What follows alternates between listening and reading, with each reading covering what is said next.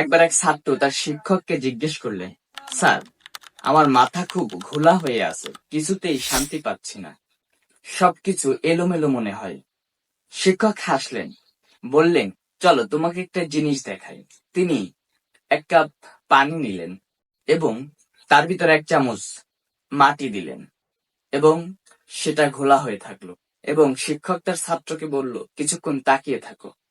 তারা দুজনেই কিছুক্ষণ চুপচাপ তাকিয়ে রইল। 5 মিনিট পর শিক্ষক বললেন, এখন দেখো পানি কেমন। ছাত্র দেখলো মাটিগুলো পানির নিচে আছে এবং পানি পরিষ্কার। শিক্ষক বললেন, তোমার মনও এই কাপের মতো, যদি সবসময় তাতে নাড়াচাড়া করো তাহলে ঘোলাই হবে।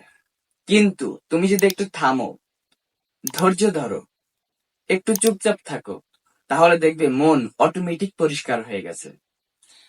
আমাদের জীবনেও এমন হয়, চিন্তা, ভয় সবকিছু মাথায় ঘুরে বেড়ায়, কিন্তু মাঝে মাঝে থেমে যেতে হয়, একদম চুপ করে নিজের ভিতরে তাকাতে হয়। তবে আমরা বুঝতে পারি উত্তর বাইরে না, ভিতরে।